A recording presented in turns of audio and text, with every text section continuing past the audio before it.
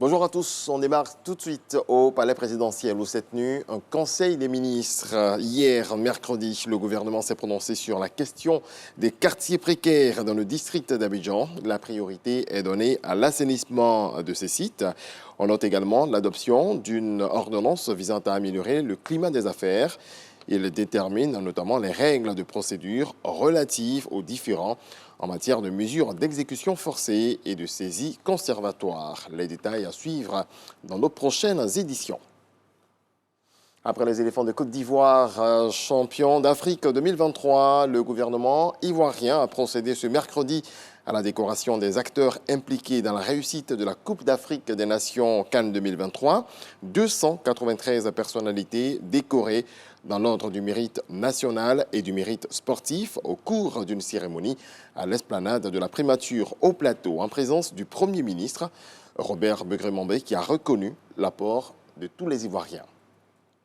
Les Ivoiriens nous ont donné la preuve que ce pays est un très beau et grand pays. Les Ivoiriens sont des hommes et des femmes formidables. Je voudrais qu'on les acclame très fort.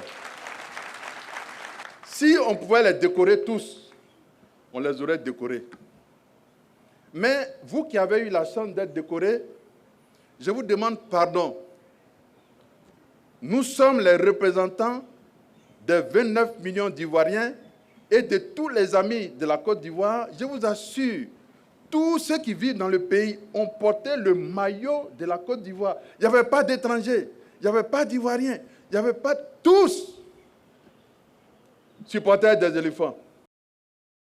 Les artistes ivoiriens m'ont étonné parce qu'ils prennent 2 ou 3 petits mots, ils vous font une chanson, mais ça déstabilise l'adversaire. Les artistes ivoiriens, mais vous êtes des génies, acclamez-les. Si je ne félicite pas les journalistes, j'aurais été ingrat. Tous les sites là, je me suis abonné, donc je regardais leurs commentaires. Bravo les journalistes, vous avez défendu votre pays, bravo. Pour tout le travail qu'il a fait pour la Côte d'Ivoire, pour la cohésion sociale qu'il a su créer, pour la grande amitié que les Ivoiriens ont exprimée les uns pour les autres. Je voudrais vous demander respectueusement de vous lever pour faire un banc au président Alassane Ouattara. Dans le reste de l'actualité, la plus haute juridiction américaine a annoncé ce mercredi qu'elle acceptait de se saisir de la question de l'immunité pénale de Donald Trump en tant qu'ancien président.